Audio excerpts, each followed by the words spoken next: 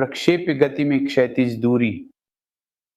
क्षैतिज दूरी का अर्थ है प्रक्षेप्य गति के दौरान क्षैतिज अक्ष के साथ तय की गई दूरी, यानी प्रारंभिक बिंदु और लौटने वाले बिंदु के बीच की दूरी। इन दोनों के बीच की क्षैतिज दूरी को बड़े अक्षर R से दर्शाया जाता है।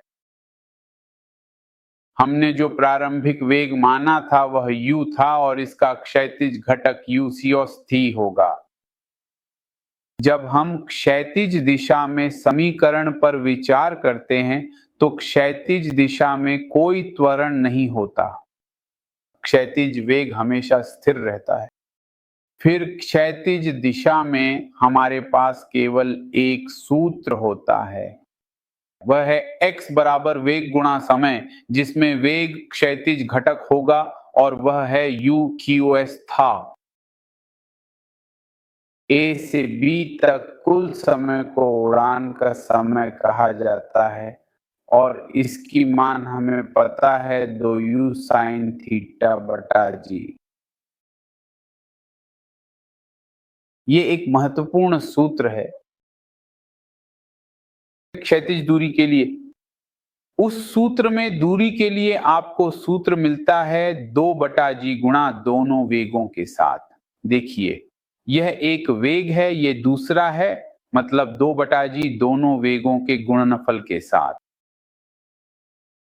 दोनों वेगों का क्या अर्थ है? क्षैतिज और ऊर्ध्वाधर दोनों।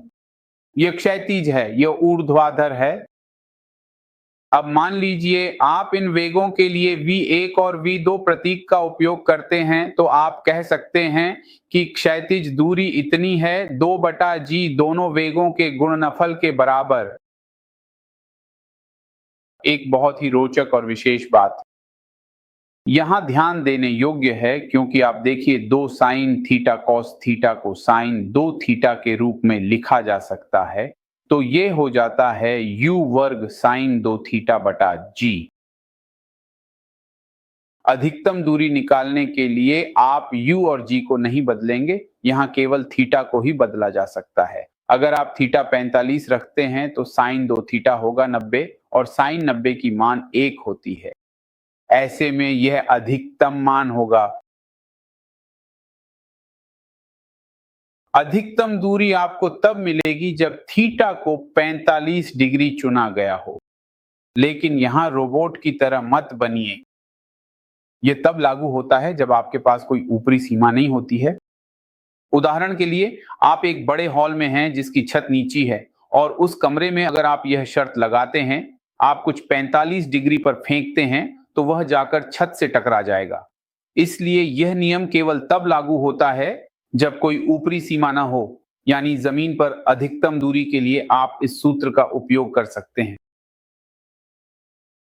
इसके अलावा जब आप ऊंचाई से गेंद फेंक रहे होते हैं, जैसे आप वॉलीबॉल खेल रहे हैं और इस तरह फेंकते हैं, तो आप जमीन को शुरुआती बिंदु के रूप में इस्तेमाल नहीं कर रहे होते। ऐसे में यह कोण 45 डिग्री से थोड़ा कम होना चाहिए। एक और बात, अगर आप यहाँ कोण 30 डिग्री लेते हैं, यहाँ 30 डिग्री रखते हैं, तो आपको मिलेगा u स्क्वायर साइन 6 t/g। फिर आप कोण 60 डिग्री लेते हैं, यहाँ आपको मिलेगा साइन 2 गुना 60 यानी साइन 120। आप देख सकते हैं कि दोनों ही मामलों में आपके पास रेंज के लिए ये दो मान हैं और आप जानते हैं साइन 60 और साइन 120। इन दोनों का मान एक ही होगा, यानी √3/2। बेहतर होगा कि कहें दोनों एक जैसे हैं। आइए निष्कर्ष निकालते हैं। अगर हमारे पास कोणीय प्रक्षेपण 30 डिग्री या 60 डिग्री है तो दोनों ही मामलों में रेंज समान होगी और इसे सामान्य रूप से इस तरह कहा जाता है कि एक कोण थीटा लिया जाता है और दूसरा लिया जाता है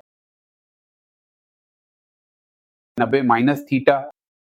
अगर हम दो प्रक्षेपण कोणों को थीटा और 90 - थीटा मान लें तो दोनों ही मामलों में क्षैतिज रेंज समान होगी। मान लीजिए दोनों ही मामलों में रेंज समान होगी, लेकिन उड़ान का समय अलग अलग होगा। मान लीजिए दोनों ही मामलों में उड़ान का समय T1 और T2 है, तो T1 और T2 का गुणनफल 2R/g के बराबर होगा। अब यह एक महत्वपूर्ण मापदंड या यह एक आवश्यक शर्त है कि यदि आपको समान और सटीक रेंज प्राप्त करनी है तो आपको प्रक्षेपण कोण या तो ठीक 30 डिग्री या फिर 60 डिग्री ही चुनना होगा। 30 डिग्री का कोण एक देश द्वारा मिसाइल दागने के लिए चुना गया था ताकि दुश्मन देश के किसी स्थान को निशाना बनाया जा सके, और वह देश यहां है।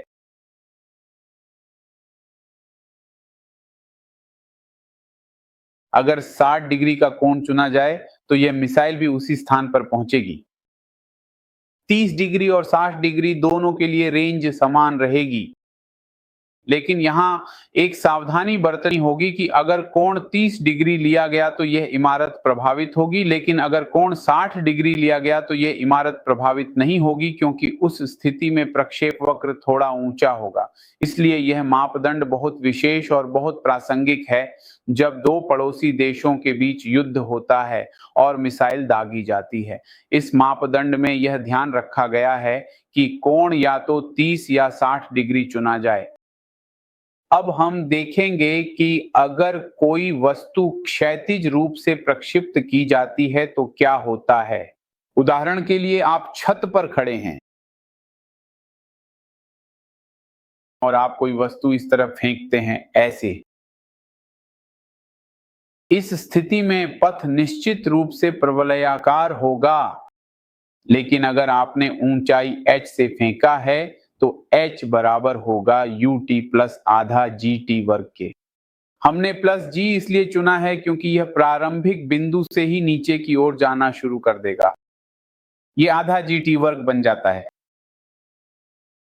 और यह सीमा यहां बराबर होगी। यदि प्रक्षेपण का प्रारंभिक वेग u था तो यह u इन t के बराबर होगा।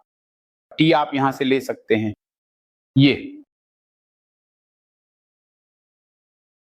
u रो 2h पर g। जब प्रक्षेपण क्षैतिज होता है तो यह सीमा बन जाती है। हम हमेशा कहते हैं कि प्रक्षेप्य गति में गुरुत्वाकर्षण होता है और पथ पर वलय होता है, लेकिन सच्चाई ये नहीं है। थोड़ा सा विचलन होता है क्योंकि यह पूरी तरह से गुरुत्वाकर्षण की गति नहीं है। अगर पूरे समय g का मान स्थिर होता तो निश्चित रूप से दोनों कोण समान होते। यह एक सममित वक्र होता, लेकिन चूंकि हम जानते हैं कि g ऊंचाई में परिवर्तन के साथ बदलता है और केवल यही नहीं, अन्य बल भी होते हैं जैसे घर्षण, श्यानता, धूलकण, ये भी प्रक्षेप्य की गति में बाधा डालेंगे। जब प्रक्षेपण की वेग बहुत अधिक होती है जैसे कि मिसाइल की, तो यह अब पराबोला नहीं रहता। ऐसे में यह और अधिक खड़ी हो जाती है, गिरने वाला भाग और भी अधिक खड़ा हो जाता है, और न केवल यह पथ बदलता है बल्कि दूरी भी थोड़ी कम हो जाती है। इस प्रकार इस कोण की तुलना में ये कोण बढ़ गया है, ये कोण बढ़ जाएगा। पथ अब पराबोला नहीं है, इसे बैलिस्टिक वक्र कहा जाता है।